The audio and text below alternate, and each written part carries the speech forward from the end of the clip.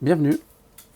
Alors dans ce tutoriel, je vais vous montrer comment se servir de LibMol, qui est un logiciel de visualisation en 3D de modèles moléculaires. Alors tout d'abord, qu'est-ce qu'un modèle moléculaire?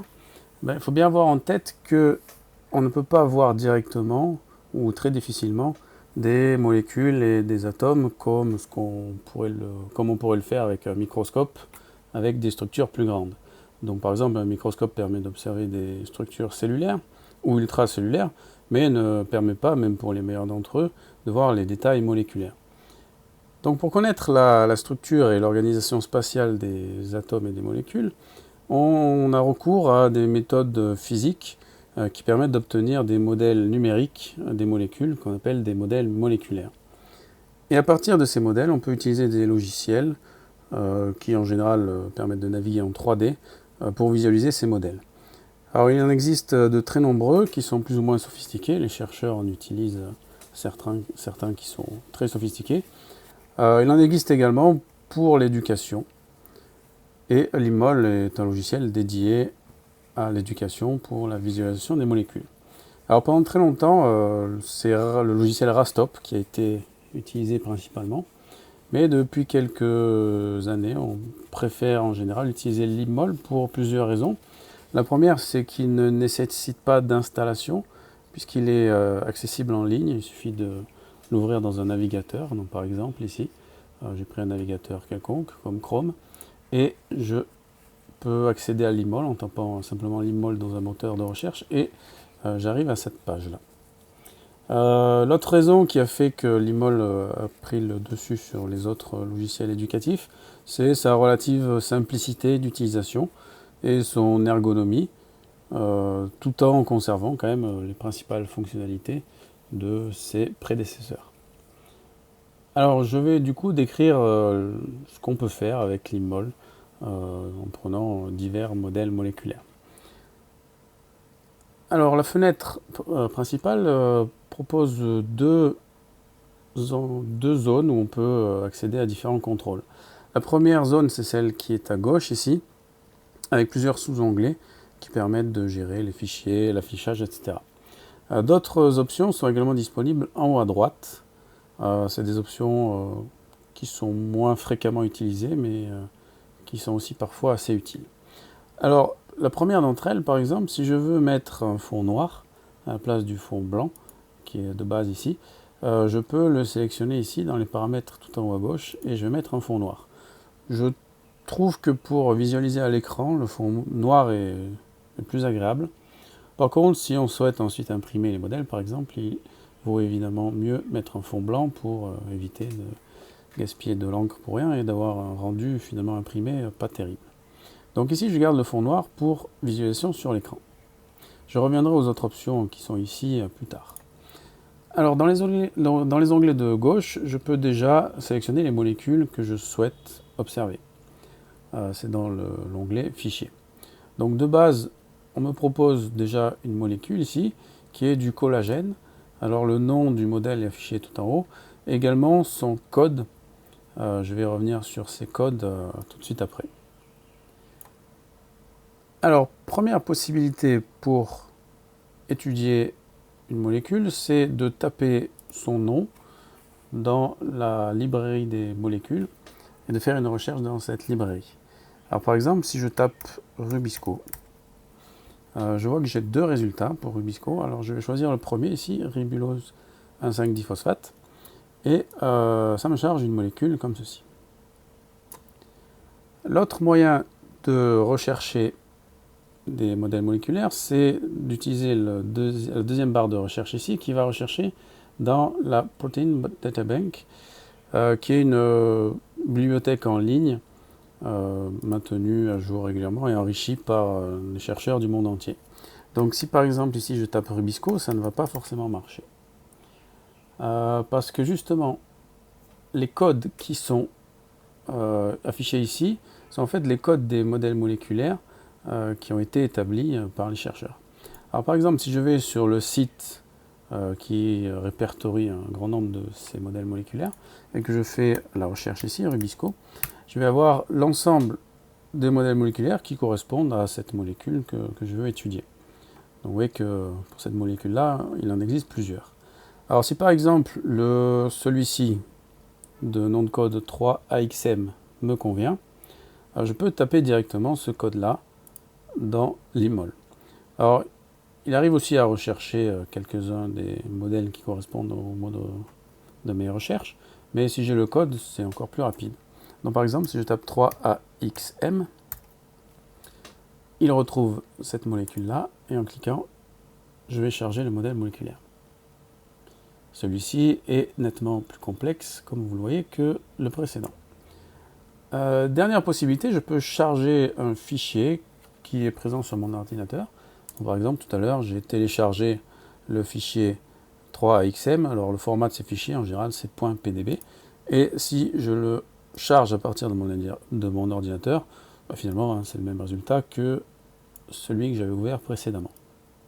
Voilà comment ouvrir des fichiers, donc 3 possibilités. Dans la librairie de molécules, dans le répertoire PDB en ligne ou à partir d'un fichier local. Alors, librairie de molécules, c'est une bibliothèque et un site géré pour l'éducation. Et c'est d'ailleurs à partir de ce site qu'a été créé l'IMMOL, d'où son nom, hein, librairie de molécules. Alors, je vais revenir sur le modèle le plus simple ici, qui est une petite molécule faite uniquement de quelques atomes, pour vous montrer les fonctions de base. Alors tout d'abord, la navigation dans ce genre de modèle se fait à l'aide de la souris ou éventuellement du trackpad avec les touches associées au trackpad qui correspondent à celles de la souris. Alors pour faire tourner la molécule, il faut utiliser le clic gauche de la souris et puis déplacer le curseur dans la direction souhaitée. Par exemple, si je déplace le curseur vers la droite, vous voyez que ça fait tourner la molécule autour d'un axe vertical, comme ceci. Si je fais descendre le curseur, ça va plutôt faire tourner la molécule selon un axe ici horizontal. Et pareil de biais, hein, ça fait tourner la molécule selon un axe de biais. Donc en combinant ces différents mouvements, je peux l'orienter selon la vue qui m'intéresse. Si je veux déplacer la molécule, il faut utiliser le clic droit ou l'équivalent sur trackpad. Et en maintenant le clic droit, vous voyez que j'arrive à déplacer la molécule. Si je veux zoomer sur la molécule, j'utilise la molette de la souris ou équivalent sur les trackpads. Si je vais vers le haut, je zoome. Et si je vais vers le bas, je dézoome. Voilà pour la navigation. Alors ensuite, il existe plusieurs modes de représentation des atomes et des molécules qui sont accessibles dans l'onglet Commandes, qui est le deuxième sur la gauche. Alors c'est dans Représenter. Ici, pour l'instant, on a 3 possibilités. Alors si je reste sur la première, c'est boules et bâtonnets. Alors les boules représentent les atomes et les bâtonnets représentent les liaisons chimiques entre ces atomes. Donc en général des liaisons fortes, des liaisons covalentes, les liaisons faibles étant gérées à part dans le logiciel, on verra ça tout à l'heure. On voit dès à présent que le logiciel montre à la fois les liaisons simples ici, par exemple entre un oxygène et un carbone ici, et également les liaisons doubles. Ici on voit une liaison double, ici on voit une liaison double également. Un deuxième mode de représentation, c'est le mode de bâtonnet. Alors c'est très similaire à ce qu'on avait tout à l'heure, simplement on ne met pas des boules en position des atomes, on termine juste les bâtonnets, éventuellement en faisant des coudes pour représenter l'angle des liaisons à partir d'un atome, même s'il n'est pas visible ici. Troisième mode de représentation, c'est le mode sphère. Alors celui-ci est assez différent des autres. Vous voyez, l'aspect est quand même assez différent. Et les liaisons ici ne sont plus vraiment visibles, comparé à précédemment. L'avantage de ce mode sphère, c'est qu'il permet d'avoir une idée de l'encombrement spatial dans la molécule et des différents atomes. Donc l'emplacement, la taille des différents atomes est plutôt proche du mode sphère que du mode boule et bâtonnet de tout à l'heure. Voilà pour les 3 modes. Ensuite, je peux changer la couleur. Alors ici, de base, la coloration est par type d'atome, c'est-à-dire que chaque élément a une couleur attribuée. Alors les couleurs sont conventionnelles, hein. Le gris, c'est le carbone, le rouge, c'est l'oxygène, le blanc, c'est l'hydrogène, etc. Alors, si vous ne vous souvenez plus de ces couleurs conventionnelles, elles sont rappelées ici, en bas à gauche. Donc, en fonction des options que vous choisissez à gauche, vous avez des petites Z qui s'affichent ici sur les colorations. Donc là, ça explique le mol boulet bâtonnet, parce que je viens de cliquer là-dessus. Mais si je clique sur colorer atome, là, j'ai le rappel des couleurs conventionnelles. Alors, notez que l'hydrogène est un atome relativement fréquent et en grand nombre dans les molécules. Et quand on charge des modèles très complexes, avec un grand nombre d'atomes, en général, l'hydrogène n'est pas représenté par souci de simplicité. On peut déduire où il se trouve en comptant les liaisons des différents éléments, mais en général, il n'est pas représenté pour les grosses molécules. Pour les petites, comme celle-ci, il demeure. Voilà pour les fonctionnalités de base. Alors, je peux également représenter la surface réelle de cette molécule-là avec l'onglet surface ici. Donc j'ai tout sélectionné, je crée une nouvelle surface moléculaire et vous voyez que la molécule est enveloppée dans une sorte de poche comme ça qui en gros représente l'encombrement spatial réel de la molécule. Alors je ne vois plus les différents atomes derrière, mais j'ai des options pour gérer la transparence de la surface et éventuellement voir encore les atomes qui sont dessous. Donc en cliquant sur le petit triangle ici, j'ai les options de la surface. Vous voyez qu'elle était à opacité 100%. Si je la diminue un peu, j'ai ma surface partiellement transparente et je peux voir les atomes et les liaisons à l'intérieur de la molécule. J'ai aussi un mode silhouette qui permet de voir entièrement la structure à l'intérieur, mais du coup la surface est un peu moins bien rendue.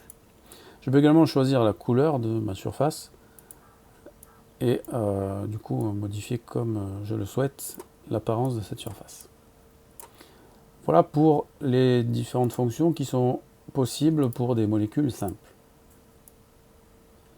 Alors ça c'est applicable en physique-chimie par exemple, mais très souvent en biologie on a des molécules beaucoup plus complexes, des macromolécules avec des centaines voire des milliers d'atomes, et dans ce cas-là je vais avoir accès à des fonctionnalités plus avancées. Alors je reviens dans Fichier et je vais prendre par exemple le fichier 3AXM de tout à l'heure, je vais le charger. Donc ici vous voyez que le nombre d'atomes est colossal. D'ailleurs si je zoome, je vois que le blanc a disparu. Donc comme je dit tout à l'heure, les atomes d'hydrogène ne sont pas représentés dans les gros fichiers, dans les gros modèles moléculaires. Alors c'est ici que l'onglet commande va nous permettre de mieux comprendre l'organisation de cette molécule. Le but du jeu aussi d'utiliser les visualisations de modèles moléculaires, c'est de comprendre l'organisation des molécules, et pas simplement de voir tous les atomes. Là on voit que si on s'attache à tous les atomes, ça n'a pas vraiment de sens de regarder cette molécule dans le détail. Alors, ici, je peux colorer par atome comme tout à l'heure, mais j'ai une autre possibilité, c'est de colorer par chaîne. Alors si je colore par chaîne, et pour mieux voir, je vais mettre en mode sphère par exemple, je vois ici que en fait, cette grosse molécule est faite de plusieurs sous-unités qui s'appellent chaînes, et chaque chaîne a été ici colorée par une couleur distincte. Donc c'est une molécule très complexe. Alors c'est une protéine. J'ai pris la Rubisco parce que c'est certainement la protéine la plus abondante sur Terre. C'est celle qui permet aux végétaux de réaliser des réactions chimiques de la photosynthèse. On voit qu'elle est faite de plusieurs sous-unités appelées chaînes. Alors je peux aussi changer le mode de représentation avec deux options supplémentaires par rapport à tout à l'heure. C'est un ruban. Donc avec ruban, j'ai la structure un peu simplifiée de molécules complexes comme les protéines. Par exemple ici, j'ai des sortes de torsades ici qui correspondent aux hélices alpha des chaînes de cette protéine. Je peux aussi voir les feuillets bêta, etc. Donc pour certaines molécules particulières comme les protéines ou les acides nucléiques, ça peut être intéressant de passer en mode ruban. J'ai également le mode squelette, qui est un peu similaire au mode ruban, mais qui ne met pas en évidence, par exemple, les hélices alpha ou les structures de ce genre-là. Ensuite, au niveau de la coloration, je peux également colorer par nature. Donc là, je vois en gros que j'ai deux catégories de molécules ici. J'ai les chaînes de la protéine qui sont en violet. Et puis j'ai aussi des molécules séparées qui sont en vert. Donc c'est les ligands, hein, c'est les molécules qui vont être utilisées par cette enzyme en tant que substrat. Et le mode nature permet de le voir très clairement ici. Je peux également choisir résidu. Dans ce cas-là, il y aura une couleur par résidu. Alors le thème résidu est assez général, mais par exemple pour les protéines, ça va correspondre aux acides aminés. Et pour les acides nucléiques, ça va correspondre aux nucléotides par exemple. Donc si je zoome sur une partie de la molécule, comme ceci, je vais utiliser mon curseur pour obtenir des informations sur certains atomes.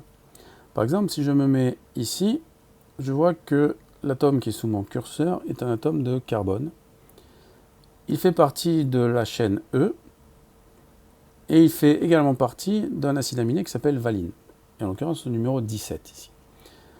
Donc les informations qui s'affichent au curseur sont à la fois sur la nature de l'atome, la position de cet atome dans les résidus, ici c'est dans une valine et c'est la 17e, et puis également la chaîne si la molécule comporte plusieurs chaînes.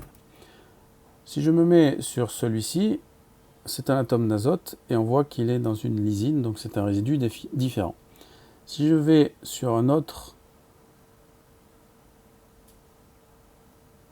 alors des fois les couleurs ne sont pas suffisantes pour tous les résidus, par exemple les protéines ont 20 résidus différents, donc il n'y a pas forcément 20 couleurs disponibles. Donc ici ce bleu est pour une lysine, on voit que ce bleu est pour une arginine, ce bleu est également pour une arginine. Donc là le bleu correspond aux lysines et aux arginines. Alors c'est pas un hasard parce qu'elles ont des propriétés similaires en termes d'acides aminés, c'est pour ça qu'on les a regroupées sous la même couleur. Le vert ici ça correspond à une tréonine, ici une sérine, ici encore une tréonine. Donc parfois plusieurs acides aminés sous la même couleur. Voilà pour les informations qui sont affichées et qui donnent à la fois l'atome, le résidu et la chaîne.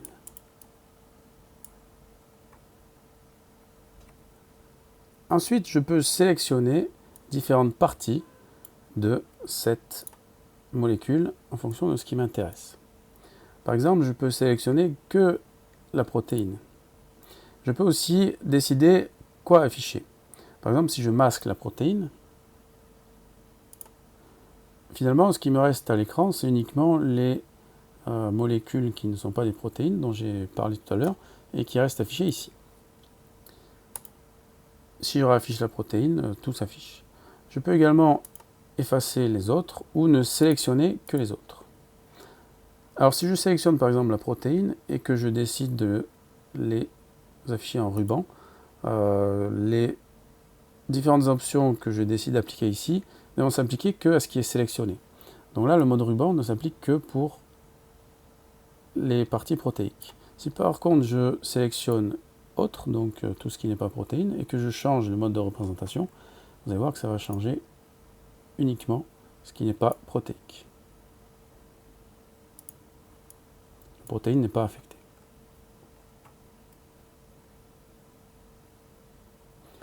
Alors pour continuer, je vais prendre une partie un peu plus simple de cette Rubisco. Là c'était pour illustrer le fait qu'on peut avoir de nombreuses chaînes dans une même molécule.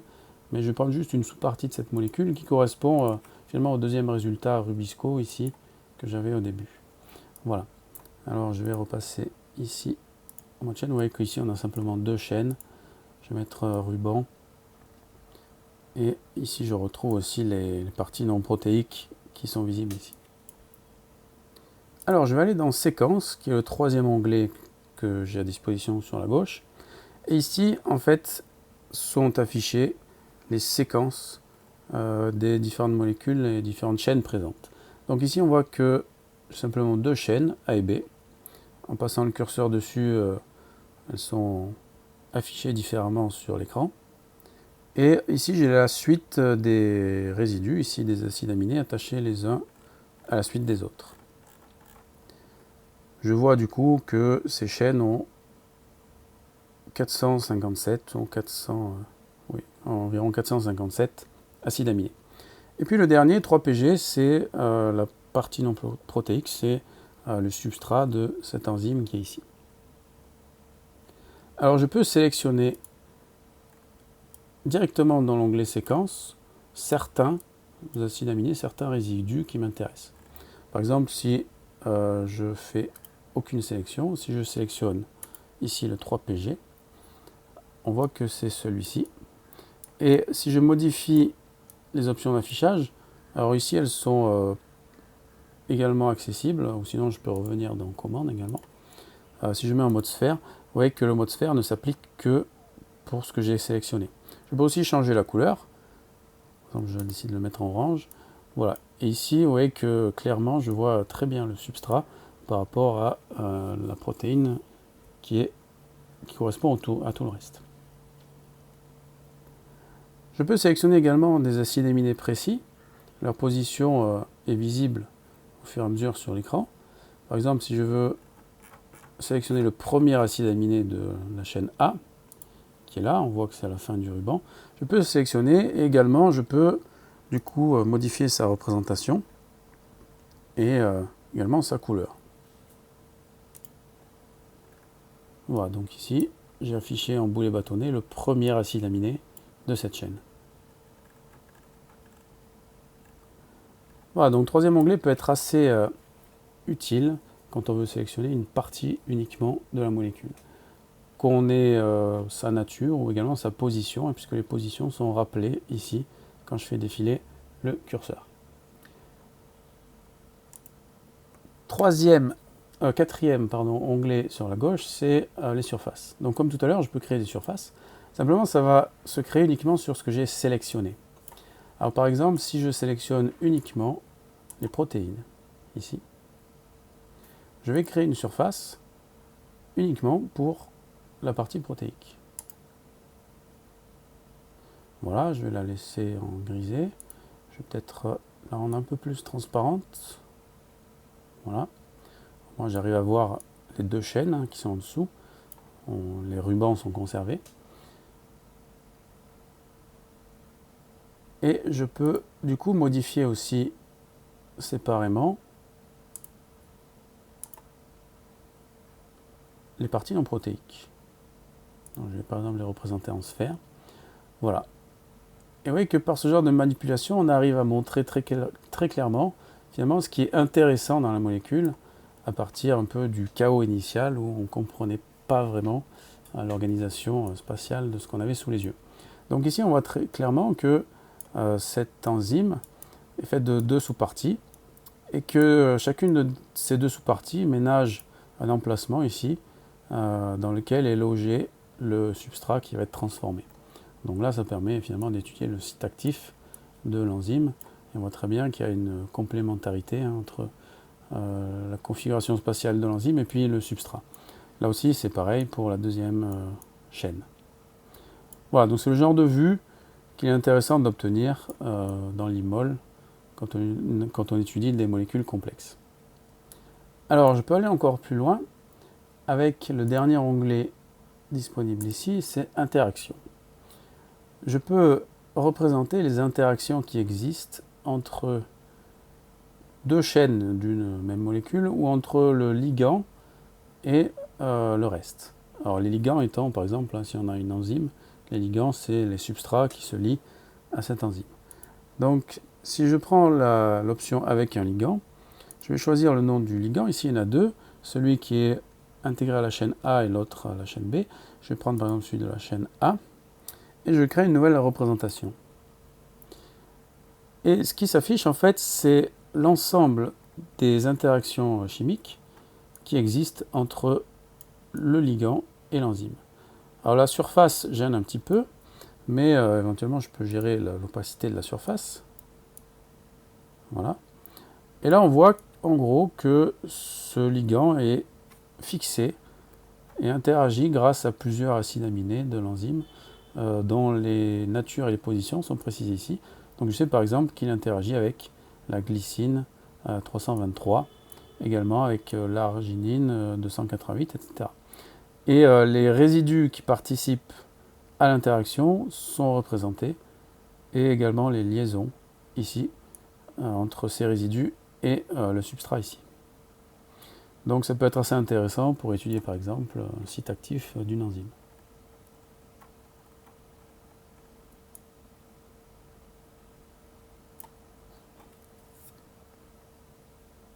Voilà pour les fonctionnalités qui étaient présentes à gauche. Alors, je vais maintenant illustrer les quelques options qui sont disponibles à droite. L'icône en forme d'appareil photo ici permet de faire une capture d'écran. Donc si je clique dessus, j'ai la vue actuelle qui est prise et capturée. Et si je l'ouvre dans un logiciel autre, voilà, j'ai l'image qui est sauvegardée ici.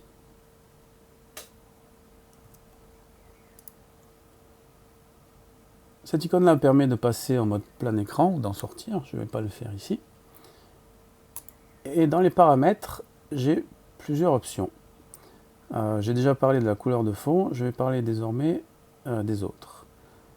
Alors, les liaisons à afficher, c'est les liaisons faibles, puisque les liaisons fortes sont affichées directement dans les modèles. Ici, ce sont toutes les autres liaisons qu'on regroupe sous le terme de liaison faible qu'on peut afficher. Par exemple, ici, les tiers-T que j'ai représentées tout à l'heure dans les interactions font partie des liaisons faibles. Mais ils ont été représentés uniquement pour l'interaction ligand-enzyme. Ici, je peux les représenter partout. Par exemple, si je sélectionne liaison hydrogène ici, on voit que des tiers-T bleus apparaissent ici. Ils correspondent à toutes les liaisons hydrogènes dans ce modèle moléculaire. J'ai également la possibilité d'afficher d'autres types de liaisons. Alors généralement, les liaisons hydrogènes sont celles qui sont les plus nombreuses, mais parfois on peut avoir besoin d'afficher les autres types de liaisons qui sont ici. Je ne vais pas les passer en revue, ça dépend des problèmes. Autre possibilité, c'est le plan de coupe. Alors, pour illustrer les fonctionnalités de ce plan de coupe, je vais repasser en mode sphère ici. Et je vais enlever l'affichage de l'interaction, pas que ça me gêne. Voilà, donc le plan de coupe, finalement, ça va permettre de couper à l'intérieur de la molécule que j'ai devant moi. Si j'avance le plan de coupe, vous voyez que je me déplace à l'intérieur de cette molécule. Alors ça peut être intéressant, par exemple, pour si je prends les sites actifs, ici, si je me déplace grâce au plan de coupe, je vais pouvoir du coup illustrer le fait que ça ménage une petite cavité.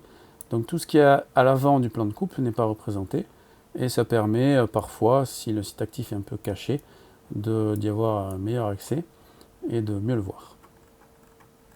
Voilà pour le plan de coupe. L'effet brouillard, ça permet de ne pas afficher ce qui est loin dans la molécule. Par exemple ici, vous voyez qu'à l'arrière, les parties les plus éloignées sont peu ou pas affichées.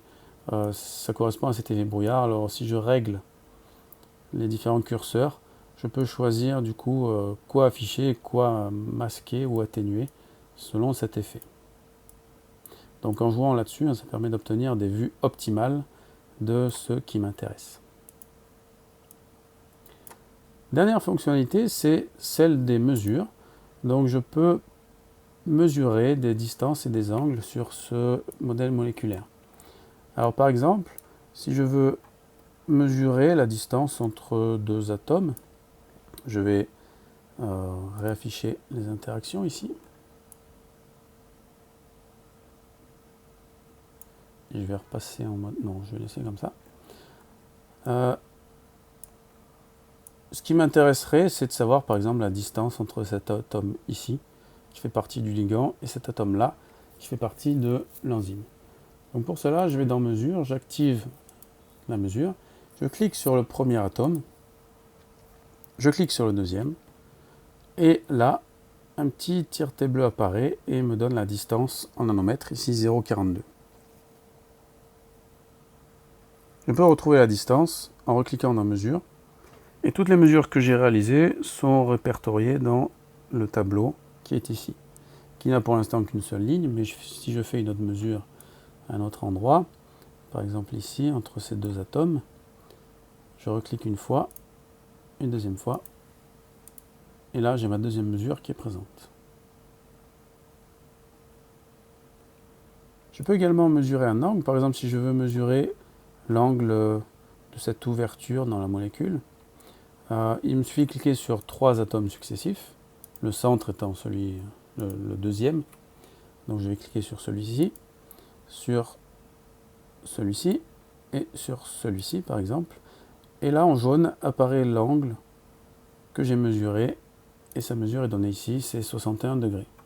Donc si on veut étudier dans les détails certaines parties d'une molécule avec des données quantitatives, on peut le faire grâce aux mesures disponibles ici.